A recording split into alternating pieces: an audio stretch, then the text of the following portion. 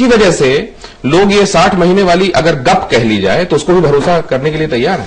देखिए, एक बात समझ लीजिए कि जो पार्टी रहती है गवर्नमेंट में, उसके साथ इनकम्बेंसी का फैक्टर लगा रहता है। किसी अगले को जो इलेक्शन लड़ रहा है, जो कंटेंडर है, उसके लिए ये कहना बहुत आसान होता है कि मुझे 5 साल दीजिए, मैं ये करके दिखाऊंगा। लेकिन जब वो पार्टी आती है पावर में, क्या हुआ आपने देखा केजरीवाल साहब के साथ, तो उसके लिए थोड़ी डिफिकल्ट हो जाती चीजें। लेकिन यहां पे एक बात बिल्कुल तय है कि आप ये नहीं कह सकते कि पिछले 50 साल में जो भी पार्टियां इलेक्शन रही हिंदुस्तान में, उन्होंने कुछ नहीं किया, और 10 साल में मनमोहन सिंह ने कुछ नहीं किया। आज बहुत सारी ऐसी अलामतें हैं हिंदुस्तान में, दिल्ली से लेकर के कन्याकुमारी तक, और इधर आप चले जाएं तो 10 साल में दिख रही हैं, और इससे किसी को इनकार नहीं है। लेकिन हो ये रहा है कि रेट्रिक बेस्ड इलेक्शन होने के कारण, जो कह रहे हैं बद्री बिल्कुल सही कह रहे हैं, वो सारी चीजें मोदी जी बहुत ही शार्प और बहुत ही समझदार स्ट्रैटेजिस्ट हैं। उनको मालूम था कि इसमें मैं बस ज्यादा कुछ नहीं कर सकता हूं। अभी उनके लिए बहुत सौभाग्य की बात है कि उनके जो गुजरात मॉडल जिस पे हम लोग बात करते हैं, उस पर ज्यादा चर्चा नहीं हुई है, लेकिन वो इस बात के लिए तैयार थे। उनको मालूम था कि हो सकता है कि इस पे चर्चा निकले, और जब इस पे बात निकलेगी तो दूर लग जाएगी।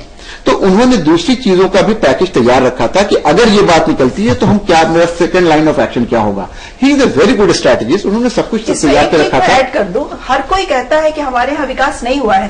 2009 में जब पूरे देश दुनिया में रिसेशन था, इंडिया की बेसिक इंफ्रास्ट्रक्चर फाउंडेशन स्ट्रांग थी। हमारे बैंक्स नहीं लिक्विडेट हो गए, हमारे यहाँ रन ऑन बैंक्स नहीं हुआ, हमारे यहाँ लाखों हम उससे अपने आप को हमने एक बहुत बड़े एक्सटेंट तक सेफगार्ड किया हुआ था। तो वो एक इंडिकेटर होना चाहिए कि हमारे यहाँ भी ऐसा नहीं कि विकास मैं ऐड करूंगा कि कांग्रेस गवर्नमेंट के साथ जो मेजर प्रॉब्लम मुझे दिख रहा है वो ये कि इन लोगों का जो कम्युनिकेशन विद द मासेस था, वो कहीं ना कहीं बहुत क्रेडिट नहीं ले पाए, कम्युनिकेट नहीं कर पाए। और मोदी बहुत अच्छे स्ट्रेटेजिस्ट हैं, जैसे फिरोज कह रहे थे, और बहुत अच्छे अपने आप को प्रेजेंट करते हैं, बहुत अच्छे मार्केट कर पाते हैं। एक्चुअली पैकेजिंग नहीं हो पाई। कहना चाह रहे हैं लेकिन हम उन्हें बुला लेते हैं अपने यहाँ। अरविंद, आप इसमें कुछ जोड़ना चाह रहे हैं? देखिए, पिछले 10 साल की अगर आप बात करें, 2008 के बाद से 2008 में मैं एक इंटरनेशनल ऑर्गेनाइजेशन की हम ग्लोबल असेसमेंट कर रहे थे, और उस समय दिख रहा था कि दुनिया के जो स्ट्रांगेस्ट फंडामेंटल्स दिख रहे थे हिंदुस्तान के दिख रहे थे। लेकिन जो हम 2013-14 में देख रहे हैं, world has changed completely. Hindustan आज सबसे वल्नरेबल और वीक दिखाई दे रहा है। और आप एक छोटा सा एग्जाम्पल ले लीजिए, आप ये कहा जा रहा है कि नहीं बहुत अच्छा काम किया। सिर्फ 2008 में अप्रैल से अक्टूबर के बीच में हिंदुस्तान के बाजार से 4 लाख करोड़ रुपए गवर्नमेंट ने विड्रॉ कर लिए, आरबीआई गवर्नमेंट ने मिलकर के। परिणाम, जो ग्लोबल वीकनेस आई वो हिंदुस्तान को डायरेक्टली इंपैक्ट नहीं करती, लेकिन ये जो विड्रॉल हुआ उसने हिंदुस्तान की ग्रोथ रेट में 3% का इंपैक्ट डाला। हमारी पॉलिसीज 2008 के बाद से बिल्कुल गलत दिशा में रही हैं, इसमें कोई संशय नहीं। एक मिसाल ले लीजिए, इन्फ्लेशन के मैनेजमेंट की बात कर रहे हैं। एग्रीकल्चर की ग्रोथ रेट अगर इस साल का आप वो इकोनॉमिक सर्वे देखें, 1.8% दिख रही है, और ये सबसे बड़ा कारण है। आप इन्फ्लेशन देखें 2008 के बाद से, सबसे बड़ा कारण है एग्रीकल्चर लेड इन्फ्लेशन। और उसको चेक करने का एक ही तरीका है कि आप पब्लिक डिस्ट्रीब्यूशन सिस्टम में उन चीजों को लाते हैं जिनकी वजह से महंगाई है। आपकी दालें, pulses, oil seeds, pulses, vegetable, fruit, इनका इन्फ्लेशन है। और आपने आज तक अपने पब्लिक डिस्ट्रीब्यूशन सिस्टम को वाइडन नहीं किया।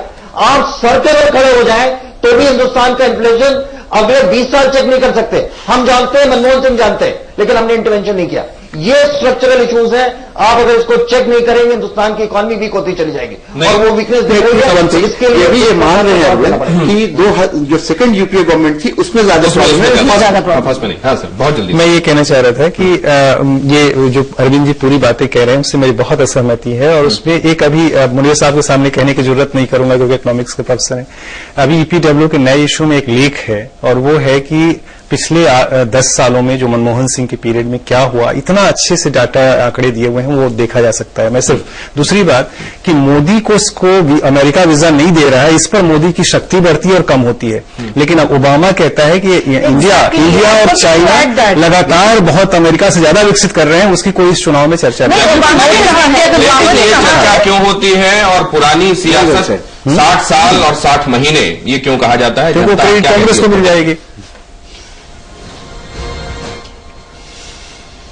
और पटेल के नाम से जो वोट और इसकी राजनीति खेल रहे हैं, गांधी जी ने सत्य अहिंसा का पाठ पढ़ाया था, और हर पार्टी उनके कहे अनुसार गांधी जी के कस्में खाती, उनकी समाधि पे जाके और उनकी कस्में खाने के बाद जब जीत के आते हैं फिर वो एक खर्रा चाल चलते हैं, उन्हें कोई अधिकार नहीं गांधी जी की बातों पर चलने तक। ये तीनों दिन गांधी जी, सरदार वल्लभ पटेल और नेहरू जी का उपयोग करके वोट की राजनीति करते रहेंगे। कुछ अपना बनाए, जिससे अपनी राजनीति करे। इनसे कब तक राजनीति करते रहेंगे। बचपन से देखते आ रहे गांधी जी, नेहरू जी और सरदार भाई पटेल के नाम पर बीजेपी हो, कांग्रेस हो, कोई भी पार्टी हो, इन्हीं के नाम का यूज कर करके वोटिंग कर रही है।